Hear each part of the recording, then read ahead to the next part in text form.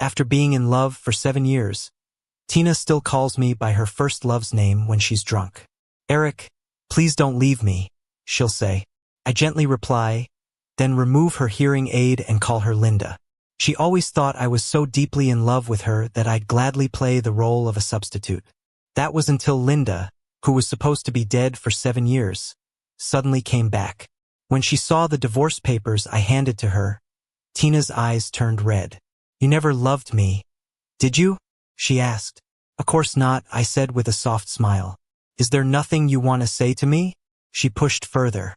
I simply thanked her for the $5 million. Without it, I'd never have found her.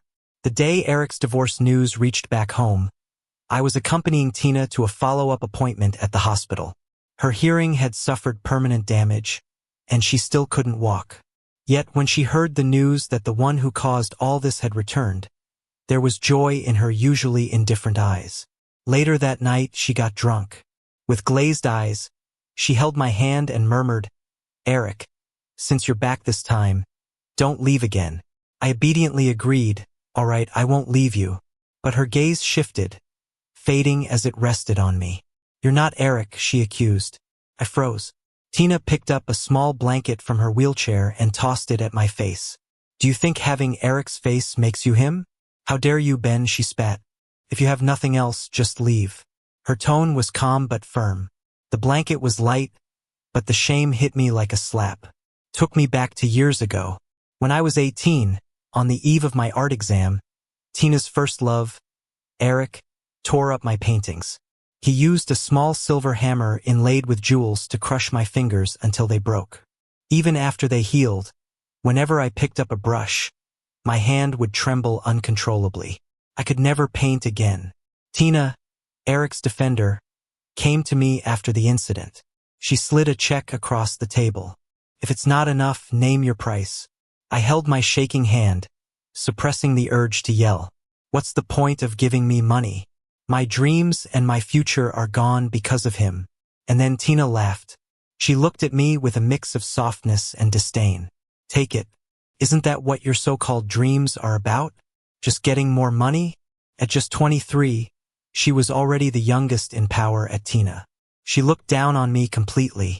None of us, not even the others around Tina, could have predicted that 2 years later, I'd marry her. On my 20th birthday, Linda had been serving in law enforcement for 4 years. She went missing after a mission to rescue citizens kidnapped by pirates, ending up in the open sea. The government searched for a month but never found her. Everyone said she was gone. During those months of confusion and near mental breakdown, I spotted her in a blurry photo on a hidden overseas site. Though the image was unclear, instinct told me it was Linda.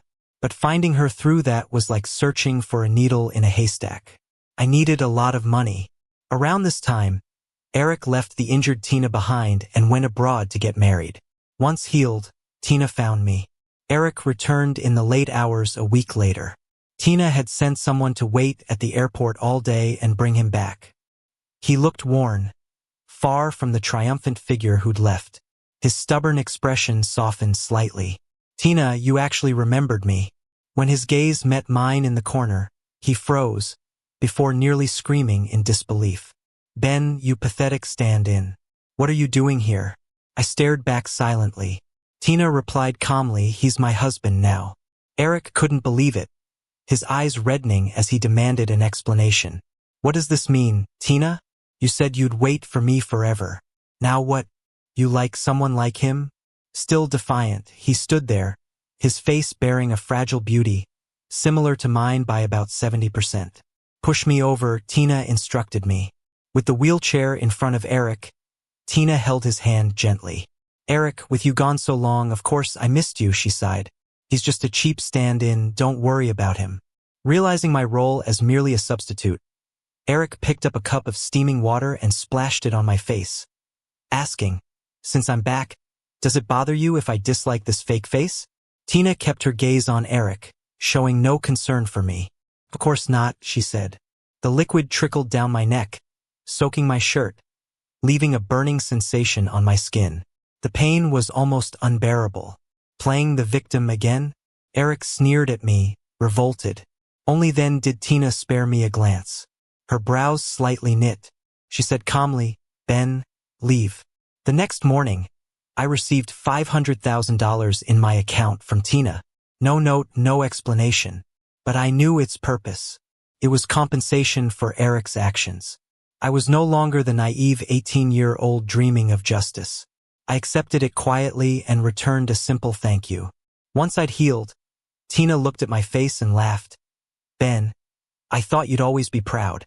"I've changed, Tina," I replied with lowered eyes. That night, there was a banquet Tina had arranged specifically for Eric. Since he left the country and got married, Eric's reputation had declined, and Tina intended to use her connections to help him out. During the event, Mike, Eric's longtime rival, raised his glass. "Eric, weren't you supposed to become royalty's son-in-law? Why are you back like a stray dog?" Eric's complexion instantly turned pale. Mike got someone to bring over a bottle of strong liquor and pushed it towards Eric. "Tonight's party, I know what Tina's up to. So here's the deal, Eric, you finish this bottle and we're square. All past grudges between us are gone. Besides, if you plan to develop your career back home, I might even lend you a hand." Eric's eyes were red as he looked at Tina, on the verge of tears. "This is strong liquor. I'll die if I drink it all." "Tina, didn't you promise to always protect me?" Tina gently held Eric's hand and looked at Mike. "Eric used to be stubborn and did offend you, so it's understandable if you want to let off some steam. How about someone else drinking it as an apology?" She paused for a moment and looked at me. "Ben, go ahead and drink it, then apologize to Mike." Mike leaned lazily against the back of his chair, with an amused expression. "If your husband agrees, I have no objections." The wound on my face hadn't fully healed yet, and the doctor specifically advised against drinking. I froze in my seat, clenching my slightly trembling wrist, and exchanged a silent glance with Tina. She said calmly, "I'll have my assistant transfer $1 million to you afterward."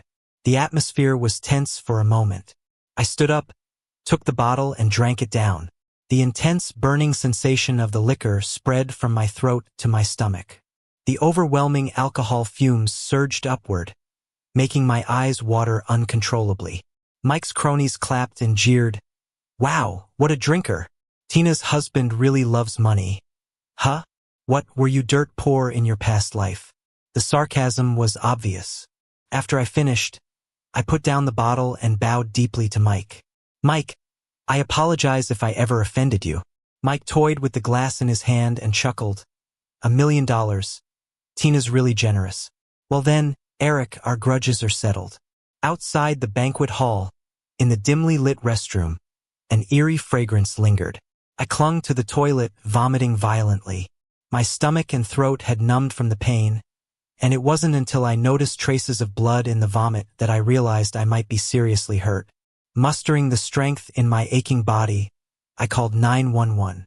It wasn't until the 4 was hooked up that I received a call from Tina. "Where are you?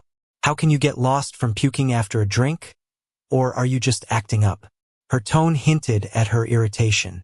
I paused and replied, "I'm at the hospital getting in 4. She laughed. "Living with me all these years has made you quite spoiled." I said nothing, just stared at the overhead fluorescent light. Maybe it was the glare, but tears filled my eyes. "I'll send a driver to pick you up from the hospital later. No one else takes care of you like I do." With that, Tina hung up. Back then, she hurt her leg and ear saving Eric.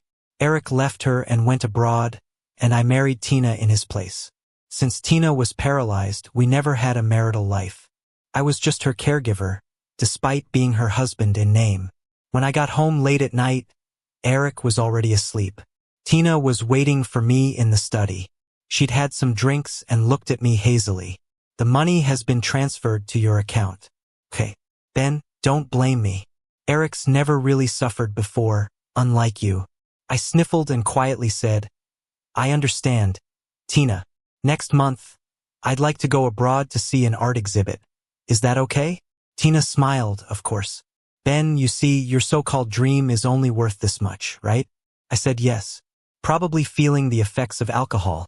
She leaned back in her wheelchair, closing her eyes in exhaustion. Watching her face, which bore a slight resemblance to what I remembered. I reached out, removed her hearing aid, and whispered hoarsely, "Linda." Just that one word, and tears started falling uncontrollably. It's been 7 years. Please let me find you next month. Okay? Maybe since I was finally going to look for her. That night, I dreamt of Linda again. We grew up in the same orphanage. She was always brave and had a strong sense of justice. She became a SWAT police officer. I wanted to learn painting and take the art school entrance exam, and she'd send me all her earnings. Go to a better art studio, and don't be stingy with materials. She'd visit me at school, ruffle my hair, slip me a card, and say, "Chase your dreams, Ben. Leave everything else to me." I wanted to become a famous artist so I could make Linda proud. But Eric ruined it all. The second month after my fingers were broken, Linda returned from a mission. She nearly lost it. She was the team's sharpshooter, bullets never missing their course from miles away. But holding me, her hands trembled uncontrollably. Her voice was laced with anger. "I'm gonna kill them." "Don't say that, Linda." I nestled into her shoulder, closing my eyes in exhaustion. "I'm so tired. I just need a nap." My injuries were healing slowly, and Tina constantly sent people to mentally break me. Every day I woke up from nightmares and pain. Only when I leaned into Linda's embrace and smelled that familiar scent did I finally relax. Eric was too powerful, with the alliance of Linda's family backing him. They produced evidence of Eric's mental illness and gave me a large sum as medical compensation. Linda would fiercely defend others, risking her life. But with Eric, she was helpless. Once I recovered, she returned to her duty. Before she left, she held me and promised, "One day, I'll make sure Eric pays for everything. Believe in me, Ben." I nodded with all my might. I always believed her. I just never got the chance to see her again. With Tina's relentless help, Eric perfectly integrated into the social circle within half a month of returning. The night before I left for abroad, I drove them to a business meeting, planning to head back afterward. I had a flight early the next morning. Softly, I told Tina, "Boss Lou, I'm heading home to rest." She nodded faintly, but Eric suddenly spoke, "Hold on." Holding a glass of red wine, he slightly tilted his head and looked at me. "I heard you're going abroad for a painting exhibition? Your hand's useless, you can't even hold a brush. Ben, why still dream of becoming a great artist?" Ignoring him, I continued towards the door.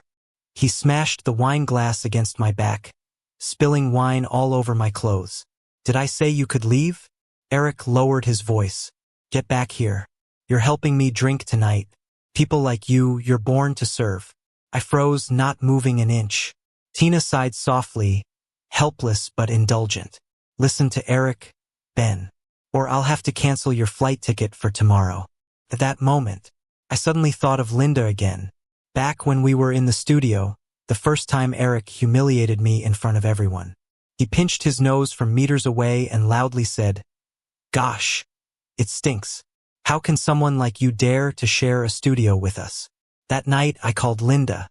Is there really a hierarchy of humanity? She was on a mission at the time. The car window was down. The wind from the fields blew into my ear through the receiver. Linda's voice was slightly muffled, but it seemed filled with thunderous power.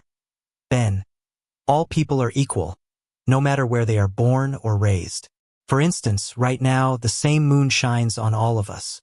Under Tina's protection, no one dared to mention Eric's messy divorce. Everyone praised him. I heard he's famous abroad, a renowned painter and artist.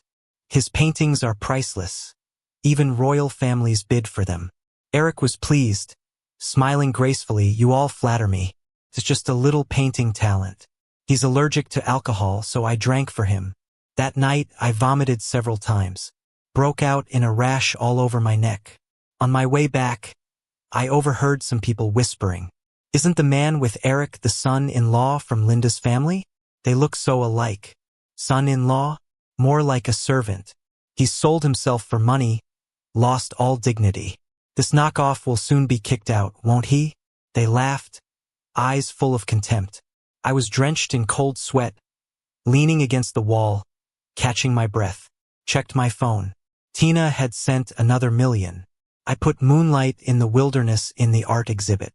Eric isn't in a good mood. Don't blame him. I know. He's been hosting an exhibit and someone offered a huge sum for a piece just like Moonlight in the Wilderness. But he didn't paint it. It was after a phone call with Linda, on a night when I was 17, that I stayed up all night to create it. Later, I sold it for $20,000 to raise money. After I married Tina, I found out she was the anonymous buyer. The wind of the wilderness has shape. The moonlight shines equally on every piece of land. That's something someone like Eric, who labels others inferior, could never capture. Year 7. I finally found the photographer who captured that picture. Do you know where he is now? He shook his head. Seeing my disappointment, he hesitated, then lowered his voice. Actually, I shot him again 6 months ago. I stiffened. The place where I took it is dangerous. If I reveal it to you, I'll have to leave immediately and move overseas. If you want it, you'll have to pay a high price. I was short $2 million. Back home, I went to Tina. Before I could speak, Eric laughed. You really think you're worth that much? I ignored him, locking eyes on Tina. Tina, any demands, just name them. She met my desperate gaze, slightly stunned. But she still said, Ben, Eric isn't happy lately. I need to comfort him. This decision rests with him.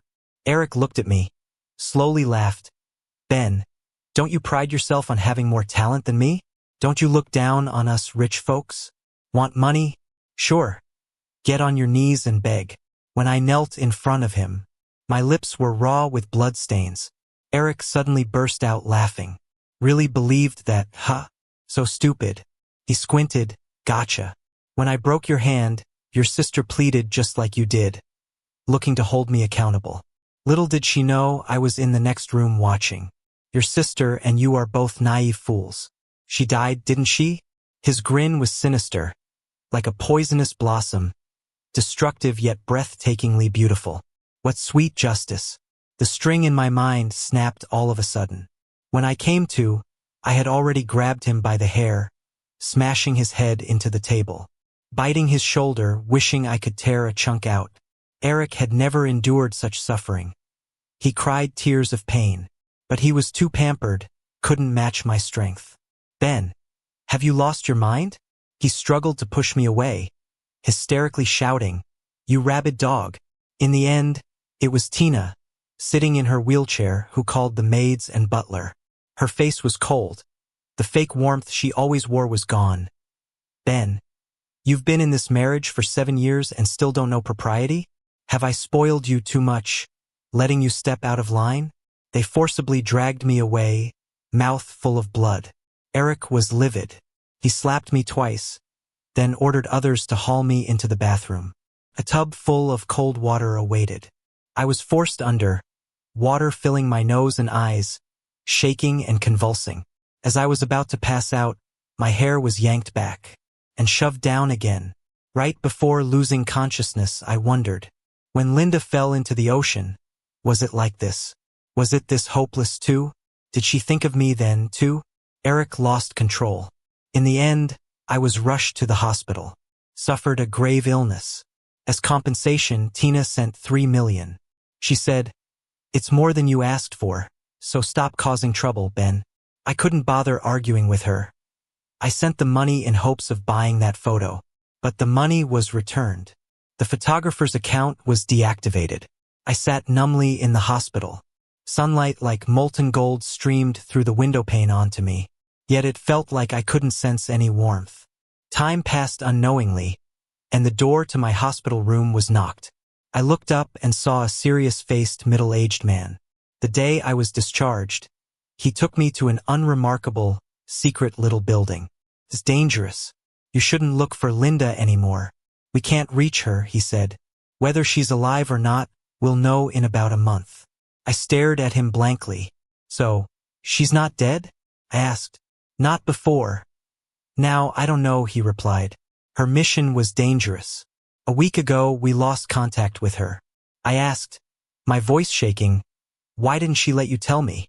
Linda knows you got married to Tina, he said. She didn't want to disturb your life, so she let you think she died 7 years ago. As I left the building, The sky grew dark.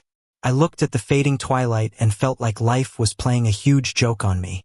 When I returned, Tina was sitting in a wheelchair, waiting in the villa's yard.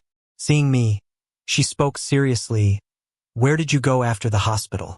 Are you mad at me, Ben?" Her expression was proud, with hidden annoyance. Honestly, her face, sharp after all she and Linda went through, bore a faint resemblance. I just missed Linda so much. Even that small resemblance was enough to pull me from suffocating despair. But after today, it seemed meaningless. I walked past her in a daze, ignoring her. But my wrist was grabbed. "If it's about Eric, I admit I favored him a bit," she said, trying to sound gentle. As if she was making a huge concession, she added, as compensation, "I'll have my assistant send you more money. Just stop causing trouble." I didn't respond, just stared into the distance, watching the setting sun slowly swallowed by the distant mountains. As night fell, I quietly said, "Tina, let's divorce." She frowned and warned me, "These years, I've spoiled you, made you forget your place. Without me, who else would give someone like you so much money?" I laughed, covering my face. "What's the use of money for me?" "It's useless," I replied. "Have you forgotten how you begged me before?" Ignoring her, I left the prepared divorce papers in her study and moved out of Linda's home. Time passed day by day. A month later, I received an invitation from the orphanage I once called home to attend their charity event. Initially, Tina thought I was just throwing a tantrum and didn't want to give me more ground. Then she seemed to realize I was serious and started trying to win me back. "Stop it, Ben. Come back, and I'll have Eric apologize to you personally," she pleaded. I never replied. On the day of the charity event, I stepped on stage and immediately spotted Tina in the audience. She was staring intently at me. The host said, "We've heard that Ben grew up at this orphanage and later made numerous donations." Yes, I nodded. "I want future kids to have it better. It's what Linda did after graduating. When she left, I took over. As far as I know, Ben had a sister here, Linda, who went on to an impressive career." The host asked. Hearing her name stunned me. I scanned the room, fixing my gaze on a shadowed corner. My heart began pounding wildly. Finally finding my voice, I said, "Not a sister. She wasn't my sister. Linda's 6 years older than me, but I never called her sister because I liked her." Across the room, Tina looked pale in her wheelchair. Every bit of passion and sincerity I had was always saved for Linda alone. The host was taken aback. "But Mr. Ben, you seem to have been with Tina, who is here today."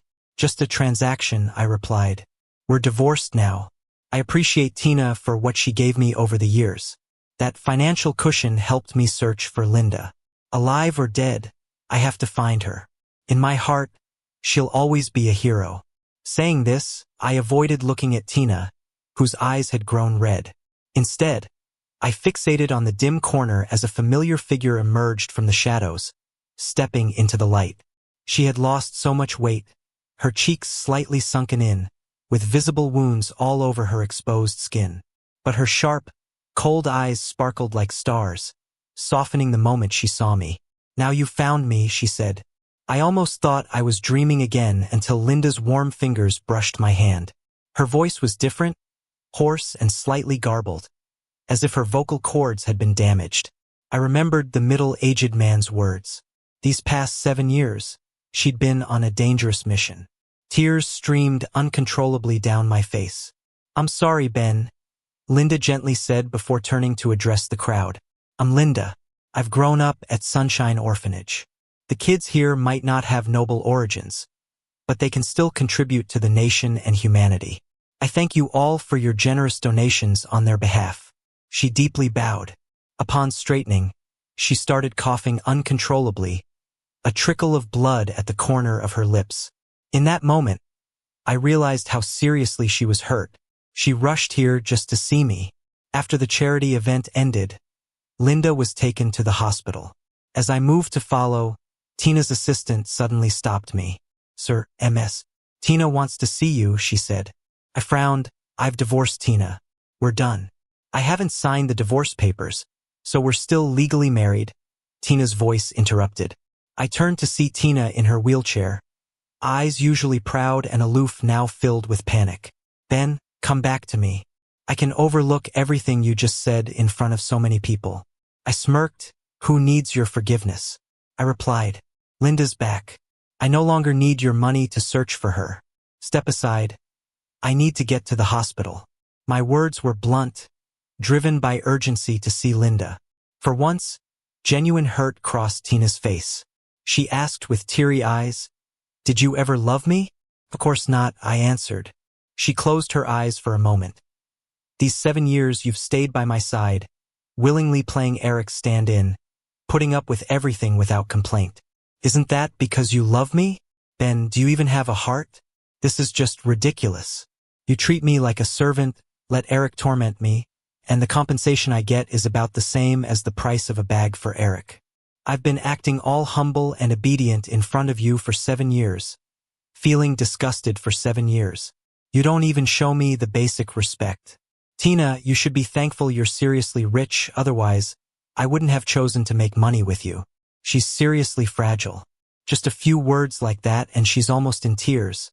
I left Tina and turned away. This time, her assistant didn't try to stop me. When I got to the hospital room, Linda was already hooked up to N4. She had countless wounds, some even festering. "I escaped by boat," Linda explained quietly. "After I got the most crucial evidence, I was exposed. They chased me, trying to stop me from bringing the stuff back home. I couldn't use a phone card or the internet, or I'd get GPS tracked.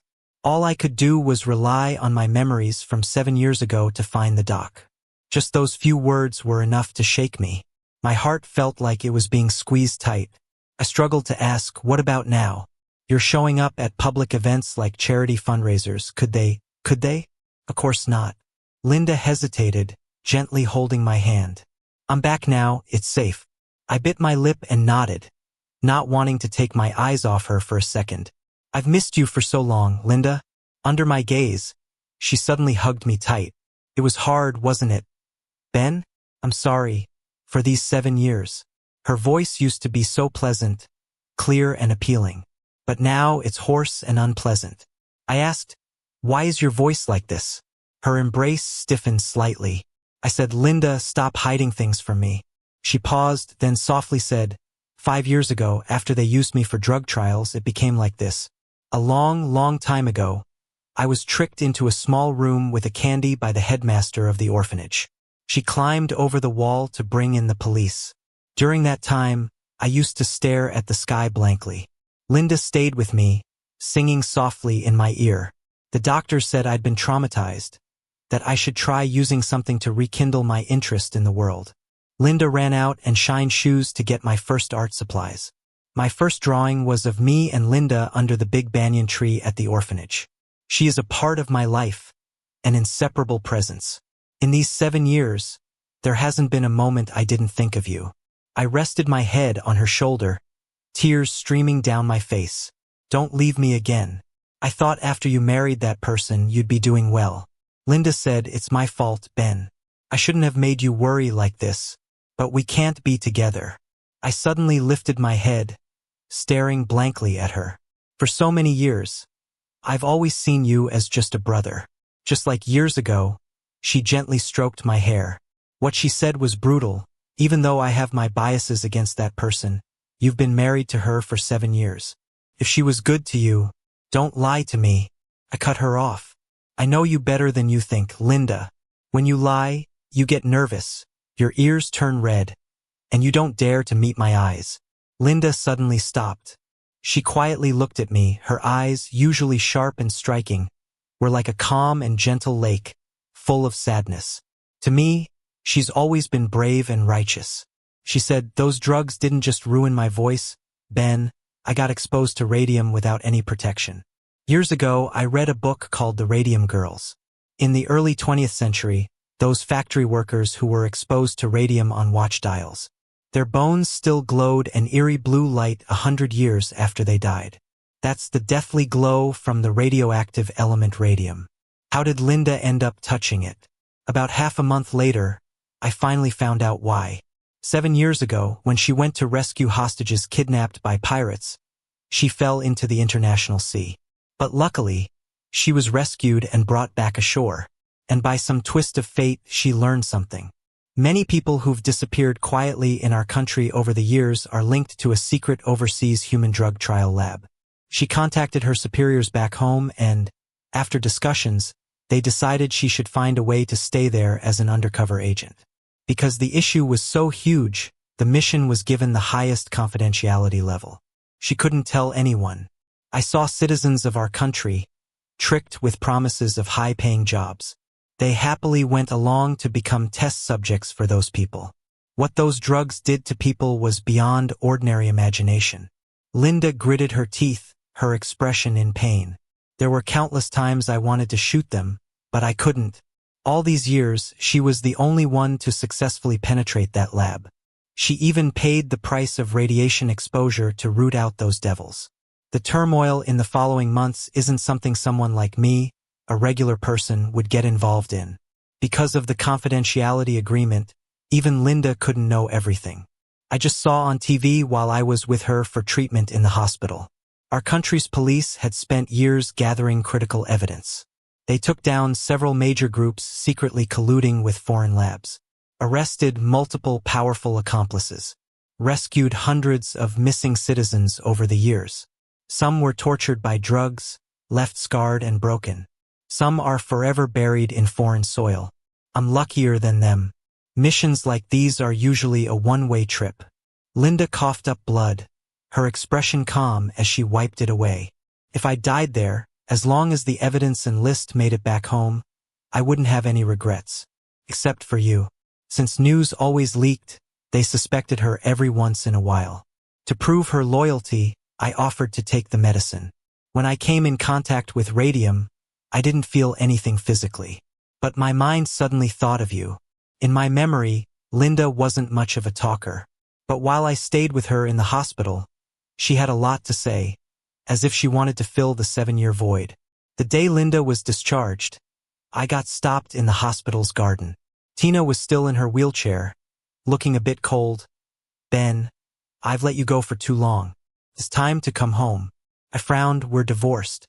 "I never signed the divorce papers," she replied with that annoying fake friendly mask again. "There's a business dinner tonight. As my husband, you should come with me. Everyone's eager to meet you. You can take Eric," I suggested. Tina softened her tone. "I know you've always been jealous of Eric, but now his gallery business doesn't need my help anymore, and he promised he wouldn't bother you again." I didn't want to argue with her and started to leave. "Ben, even if you were Eric's stand-in for me, what about you? Were you not making me a stand-in for Linda?" I suddenly turned my head back. Under the blood-red glow of the sunset, there was a hint of vulnerability in her expression. I took a deep breath. "Tina, stop flattering yourself, okay? You're not even close to being her stand-in." As soon as I said that, I realized Tina was staring coldly at something behind me. So I turned around and saw Linda. She'd changed out of her hospital gown into a sharp suit, covering all the unhealed wounds. Her face was pale, her lips barely had any color, and her eyes were sharp and intense. Though thin, she looked like a weapon ready for battle. The warm sunset stopped at her side, completely separate from her sharp, chilling aura. Compared to Tina's self-satisfied arrogance, they seemed like they were from two different worlds. I was right. Tina didn't deserve to be mentioned in the same breath. "Tina," Linda walked over, took my hand, and looked down at Tina in her wheelchair. "I might not have your money or power, but I do know a couple of lawyers. Don't sign the divorce papers? Then we'll go the litigation route. A marriage without genuine feelings should have ended a long time ago." Tina seemed to forget she was the one who approached me, proposing marriage. Back then, her tone was gentle, but her eyes were cold and disdainful. "You do look like Eric, but you'll never be in his league. As long as you don't get any wild ideas, I'll pay you more than you could earn in a lifetime." Now, the delusional one had become her. Tina looked intently at Linda, scoffing. "What can you give him? A small-time cop?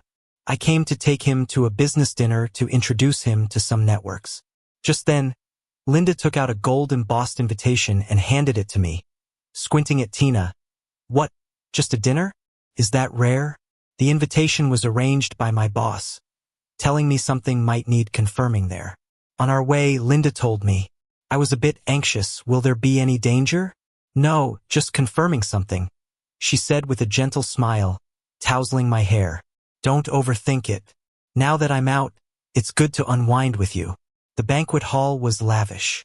In those past 7 years, I often accompanied Tina to such events, meeting all sorts of people, yet always feeling dull inside. But walking with Linda now, there was not a hint of that joy. The guests were elites from different industries. Linda introduced me to a few people she knew. That's when I found out.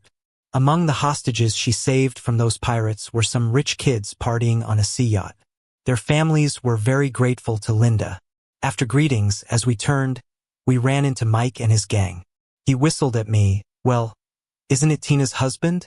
I heard you're getting divorced? Still need money? Down another bottle and I'll give you $1 million to hire a lawyer. Halfway through his laugh, he went silent like a strangled chicken, because Linda picked up a dining knife from a nearby table and casually held it to his neck.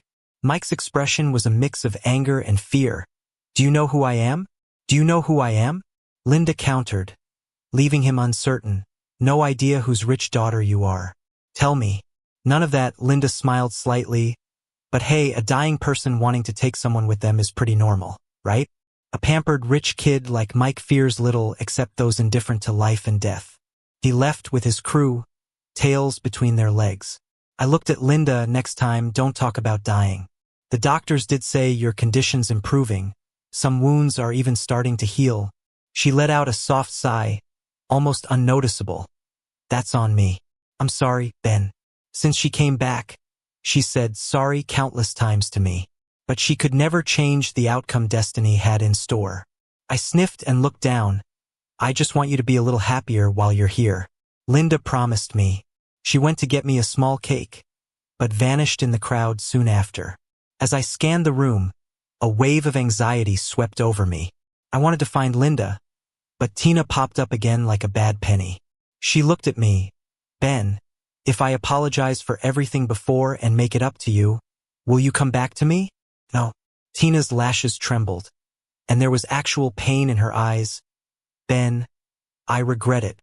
I never admitted it, but when I bought Wild Fields back then, I've liked you since. I interrupted, fed up, but Wild Fields was never painted for you. You aren't worthy of its meaning. 5 years into marriage, late one night, Tina grabbed my hand, her old scar from Eric making her pinky curl slightly. She sighed. It's a shame these hands can't draw anymore. I pulled my hand back and covered it with my sleeve, saying flatly, I just wasn't lucky. You should check out Eric's recent work. Pretty good too. She chuckled. Yeah, you're right. She ruined my future, brushing off everything casually. And now she's here, pretending to bear her cheap emotions to me. But I really love you, Ben. It's just Eric and I grew up together and I'm so used to him. I didn't listen to the rest of her spiel, because Linda finally walked in from the hallway, coming towards me. I rushed to her without giving Tina another glance. So I didn't see the fierce look in Tina's eyes as I turned away.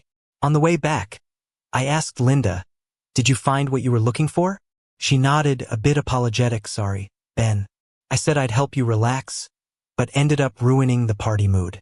I never really enjoyed these places anyway. I hooked Linda's finger quietly. Linda, don't feel like you'll mess anything up by coming back. That's not the life I envisioned. All those fancy parties and extravagance. Spent 7 years in that world and never felt right. Not even for a second. I always thought of Linda and the moonlight when I was 17. I only belonged to the world where she was. Don't feel guilty. This top secret mission is so important. Any mistake would be catastrophic. You didn't tell me anything because you couldn't. A failed mission would be on me, not you. Pausing, I softened my voice. I've grown up. I'm not that kid who begged for help when I broke the principal's vase. Not the 18-year-old who cried in her arms after injuring my hand. Back then, we felt so powerless against the world Tina and Eric represented. Lucky it's all in the past now. Linda laughed. At the charity event, you only called my name. But who used to chase after me calling me sis? I blinked. Back then was different. Now I see you differently. But if you want me to call you that at certain times, I could. Sis.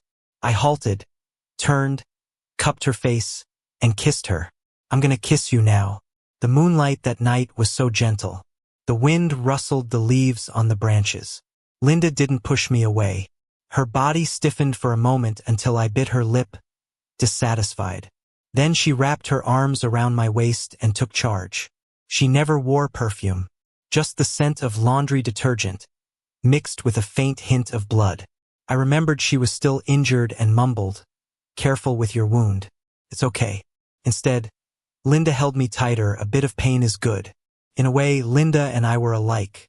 Using pain to remind ourselves we still lived in a world without each other.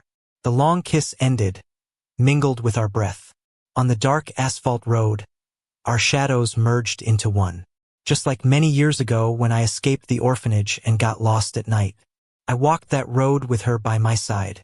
Last month, I saw a doctor. He said my hand wouldn't fully recover, but I might be able to paint again with some treatment. I told him I have so many ideas, so many things I want to draw for you. So as long as we're alive, our future days will be worth looking forward to. That night, I sincerely believed Linda and I had a future. But fate always has other plans. A month later, someone disappeared again. And all signs indicated the circumstances were very similar to those who vanished before. We were wrong. That case wasn't over. Linda stood in the sunlight streaming in from outside, her face serious. "Ben, at that party, I was on a mission, and I saw someone who shouldn't have been there. I had a bad feeling." "What do you mean? Someone who shouldn't be there?" Linda gazed deeply into my eyes. It took a while before she spoke softly. "He was supposed to be executed 2 months ago." Linda started leaving early and returning late on missions again. I began trying to pick up a paintbrush once more. After so long, I was a bit rusty at first, my lines shaky with trembling hands. But gradually I got back into it. Tina bought Moonlight on the Wilderness. I wanted to paint it again, the moonlight and wind from when I was 17. But before I finished, Linda's mission had a major breakthrough. She didn't tell me the details.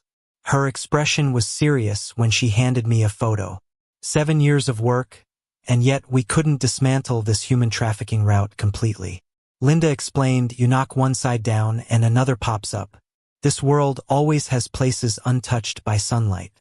Destroy one patch of darkness, and another fills in." I never expected the person in the photo to be Eric. I hadn't seen him in a long time, just heard bits about him occasionally. Heard his art shows were now in other countries with a gallery abroad gaining major success. In just a few months, he became the acclaimed genius painter. Selling paintings was just a facade. He used it to connect with key people. Linda got busier. The deeper she delved, the more shocking the truths that surfaced. But the intense work took a toll on her health. Her body, already compromised by radiation, was deteriorating rapidly. And it wasn't just Eric. Others were involved too. When she mentioned the last 2 words, her voice was chilling, and Tina, the one in charge, had been involved in these illegal businesses since half a year ago. After Eric came back, she used him to connect with the mysterious organization he met abroad. At this point, Linda's voice stopped. She turned her head, coughing violently. The room started filling up with the smell of blood. The moment it hit my nose, my heart felt like it was pulled up to some never-ending high platform. She casually wiped the blood from her lips and kept talking. "We've got some evidence now. We just have to wait for them to meet the target next time, and we can nab them all." Outside, it was pouring. Thick clouds covered the sky, blocking everything. After a good while, a bit of golden light wobbled through a gap in the clouds. I always remember it as just another normal morning. Before Linda left, I was pestering her for a kiss. Even after living together so long, we hadn't gone beyond that. She said, "Until everything's settled and I'm sure I can make you happy. I won't make any promises." Ben, I was pretty upset then and snapped back at her a little. The few times I showed a temper were all because she let me get away with it. Linda just looked at me and smiled, helpless but indulgent. Her smile twisted my heart, making it ache and tighten. I sniffled, trying to act tough. "Fine. If that's how you feel, I won't force it. Once the mission's over, get ready to be locked in the room for 3 days. Linda blushed as she left. I lay on the bed zoned out for a bit, got up to head to the art room next door, and noticed a few paint colors were out. On my way to buy more, it was still raining. People without umbrellas rushed to find cover, splashing water everywhere. No one paid me any mind. That's why when a black car suddenly stopped by the curb and pulled me inside, I didn't react. The last thing I noticed was the smell of alcohol and I passed out. When I woke up, I saw Tina. "See, Ben, what makes you think your precious Linda is any better than me?" She smiled. "She gave up on you, chose saving those strangers before you, letting me snatch you away." At that moment, a lot clicked. When Eric got back in the country, he didn't have a great rep. Back then, he ditched Tina when she got hurt for his sake and left to marry abroad. Tina, being in such a powerful position, wouldn't help her without bigger motives at play. Once I got it, I chuckled. That's where you can never beat Linda. Justice and courage are part of Linda's essence. I've always loved her for who she is. Tina's face went ice cold. That evening, Eric came in. From their argument, I learned Linda set a trap. After tightly monitoring all docks and airports for a while, they eased up on purpose. Their guys rushed to get the goods on board, falling right into the trap. I didn't think they'd make such a bold move. Clearly, they were determined to root us all out. Eric's usually handsome face looked twisted in anger. A bunch of lowlifes who wouldn't contribute anything alive were doing them a favor selling them for drug trials.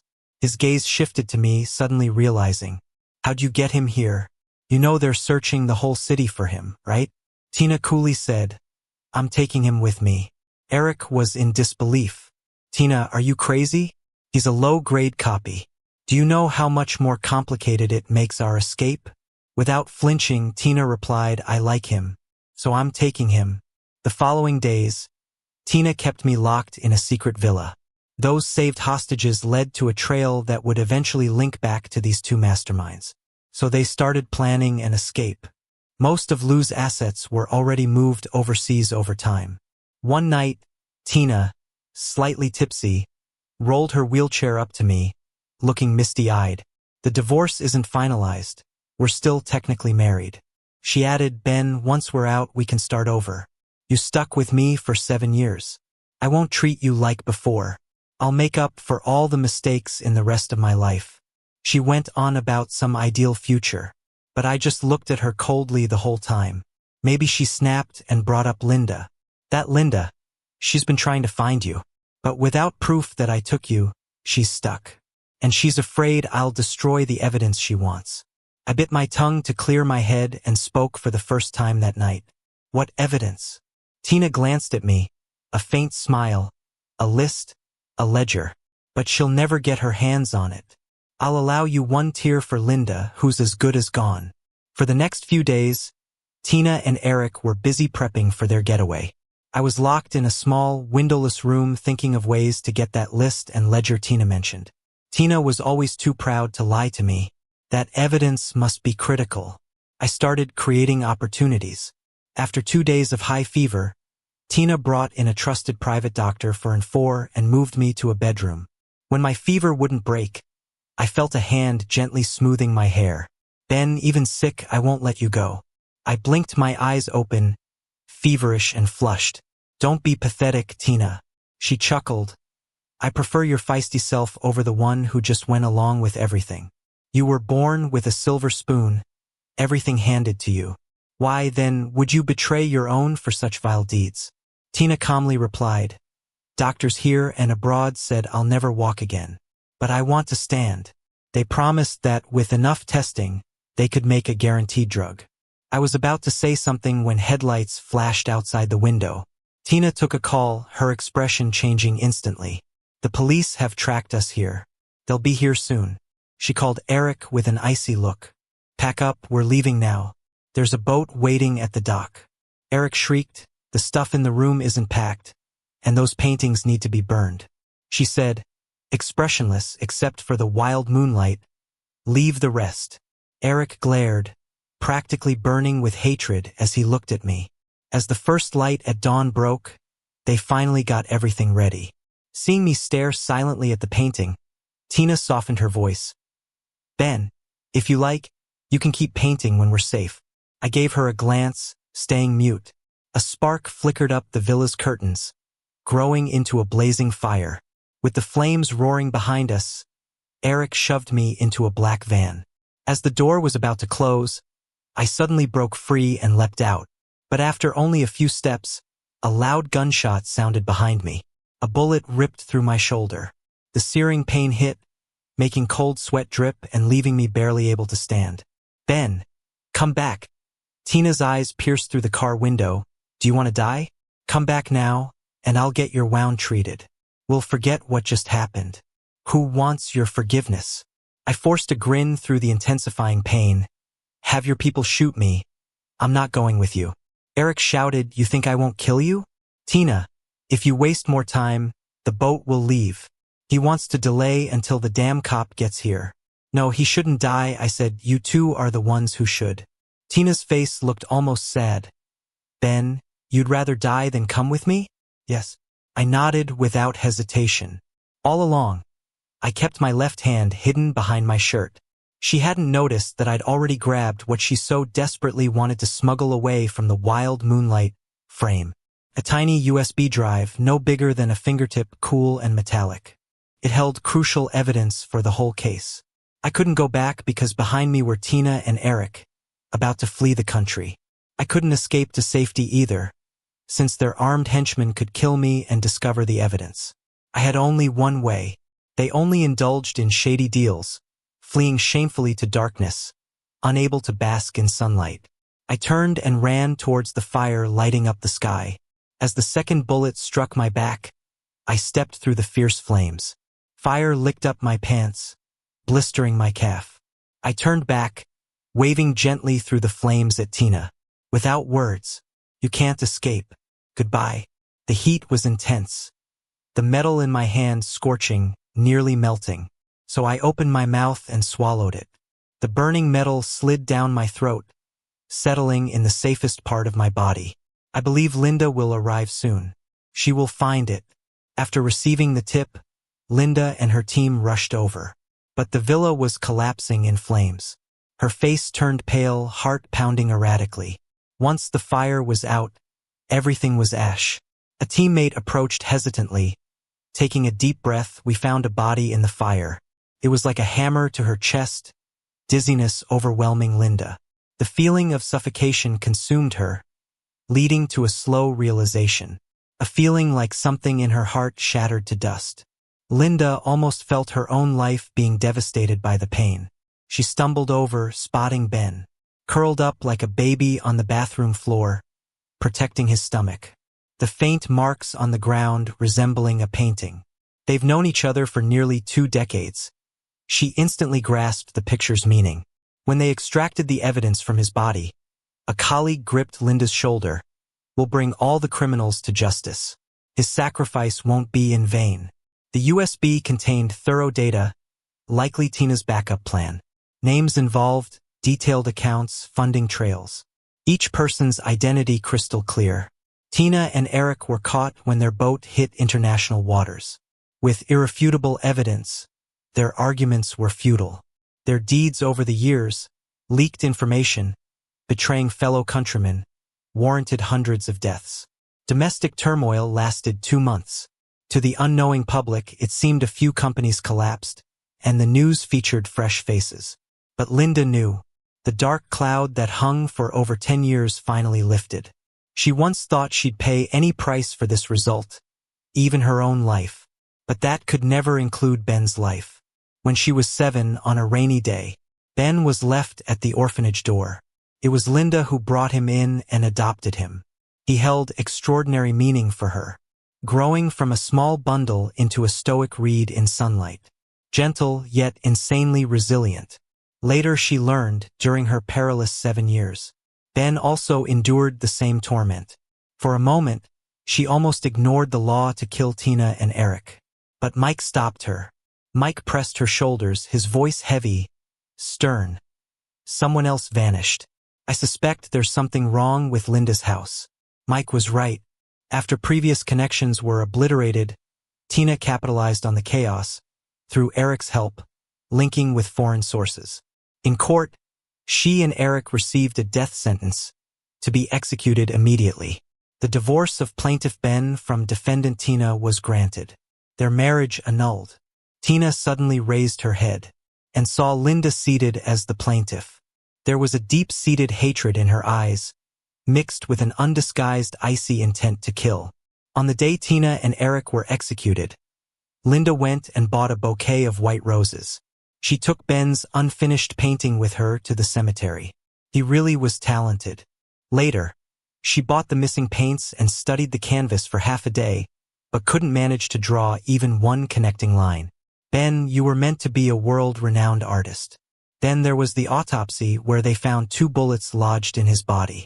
How did that little boy, who was so scared of pain as a child, endure both the gunshot wounds and the burning agony of flames to the point of swallowing molten metal? Linda could guess. It was because of those 7 years. While he searched for a way to survive hellish missions on Earth, wasn't he also enduring the torment of being separated from loved ones and watching hope ignite only to be extinguished over and over? Now he is a hero worth remembering. Linda laid the bouquet in front of his tombstone and set that painting on fire. She breathed softly, leaning against the tombstone, eyes downcast. The pain inside her grew more intense, and she started coughing up blood. The remaining radium shattered some of her bones and destroyed her blood and cell regeneration systems. Her body had multiple stents, and the surgical wounds just wouldn't heal. Her life was meant to have ended a long time ago. Ben, in another world, show me your paintings again, Linda thought as she closed her eyes. The flames engulfed the canvas. They burned through the sky, the moonlight, the ocean, and the wind from 10 years ago.